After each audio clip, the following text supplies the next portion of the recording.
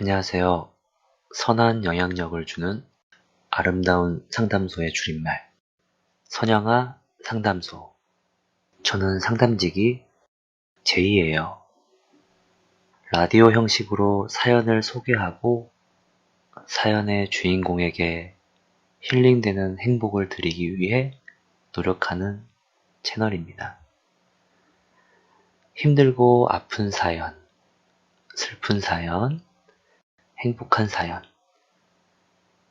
응원받고 싶은 사연, 어느 상대방에게 고백하고 싶은 사연, 또는 사과하고 싶은 사연, 사과를 받고 싶은 사연 등 다양한 사연을 소개해드리고 사연을 들어주시는 분들은 사연의 주인공이 힐링될 수 있도록 힐링 댓글을 적어주시면 감사하겠습니다.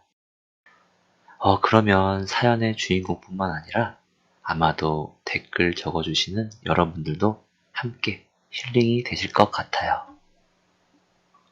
오늘은 처음으로 선영아 상담소를 시작하는 날이에요.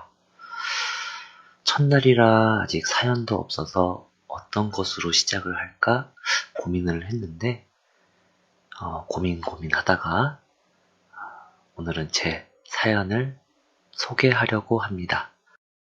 주제는 상대방에게 고백하고 싶은 사연. 그 상대는 바로 저의 부모님입니다.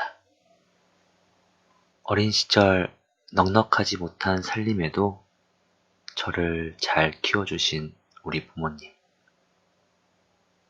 아버지께서 하시는 일로 우리 가족은 우리나라 전국을 돌아다녔는데요. 아마도 정확하지는 않지만 저는 초등학교를 6번 정도 전학 다녔던 것 같아요. 확실히 기억나는 것은 한 해에 전학을 갔다가 다시 원래 학교로 전학을 온 경우도 있었어요. 지금 생각하면 참 신기한 것 같아요. 아마도 이런 분들, 저와 같은 사연을 가지신 분들 계시겠죠? 이렇게 이사도 많이 다니고 힘들게 생활하면서도 항상 행복하게 웃을 수 있는 가족을 만들어주신 우리 부모님, 정말 감사합니다. 제가 어렸을 때 사고 싶은 것이 있어서 부모님께 말씀드리면 부모님께서는 다음에 사줄게 하시면서 결국에는 못 사주셨는데요.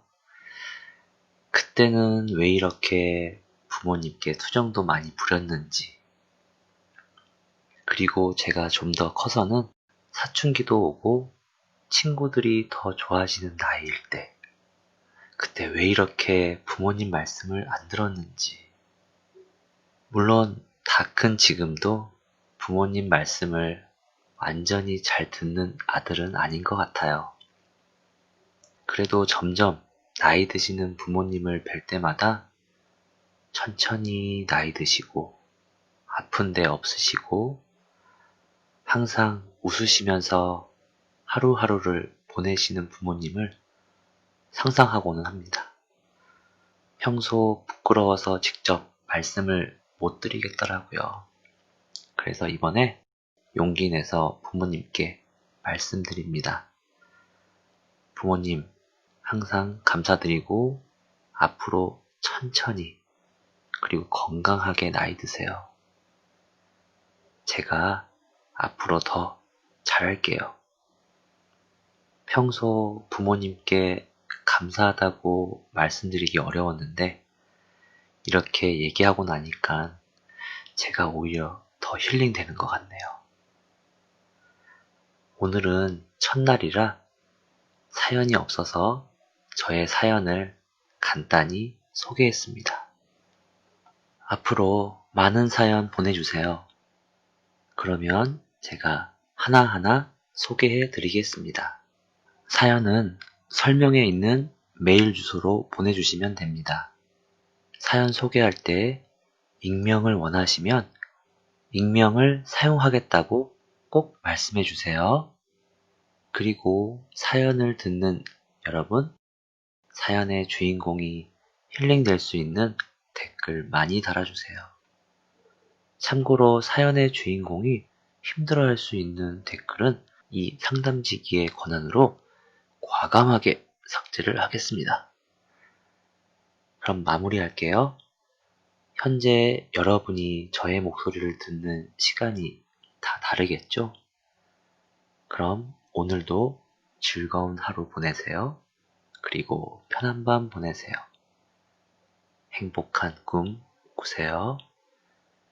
지금까지 선영아 상담소의 상담지기 제이였습니다.